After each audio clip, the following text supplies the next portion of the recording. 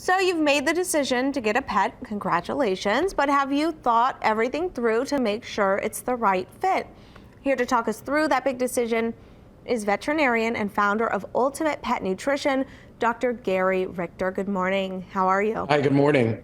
Yeah, so among the things we need to ask ourselves, you recommend being honest about, do you have the time to commit? What is the time commitment? Well, the time commitment has a lot to do with what kind of pet you're getting. Are you getting a dog or a cat? Are you getting a dog that, is perfectly happy to lay on the couch all day long, or a dog that needs to be out for hours a day? And these are the kinds of things that's important for people to think about, before they get a pet, because you want to get a pet that fits your lifestyle.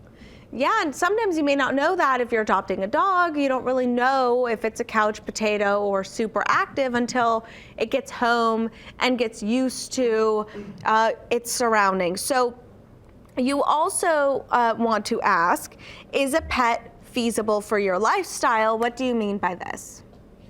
Well, there's a lot of things that I mean by that. Number one, as I mentioned before, do you have the time? Does your lifestyle work with the time commitment to have a pet? But also, are you willing to commit not only the time, but also the resources to keep a pet healthy and happy? Resources from the standpoint of regular veterinary visits, from the perspective of feeding them the appropriate, ideal nutrition, from giving them the supplements that they need. Having a pet is like having a new family member, and there's so much that they give us, but there also are things that we need to give back in return. Absolutely. Just to tell you a quick story, Gary, we just adopted a dog back in the summer, and it took us 6 months to realize that she was allergic to chicken. And guess what? Every time she was having digestive issues, the vet recommended, every blog recommends boiled chicken and rice. So we were giving her that. It was making her even more sick. End of story. We took her off chicken. She is so much healthier and happier now. It's like mind blowing. So how do we account for things like that? I mean, we just don't know what is going to happen with this pet that we take. And also importantly that you want to talk about too is making our home pet friendly overall.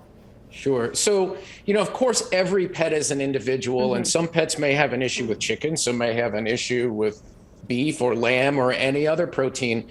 So, beyond figuring that out, I think the first step food wise is getting them on a fresh whole food diet that is going to provide optimal nutrition for them.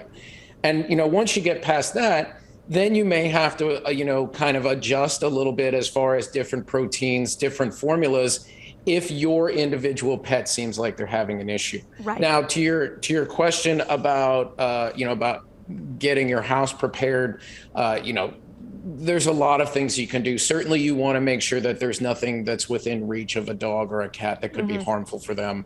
Potentially harmful foods, grapes, raisins, chocolate, that sort of thing. And other things. Houseplants. Certain houseplants can be toxic.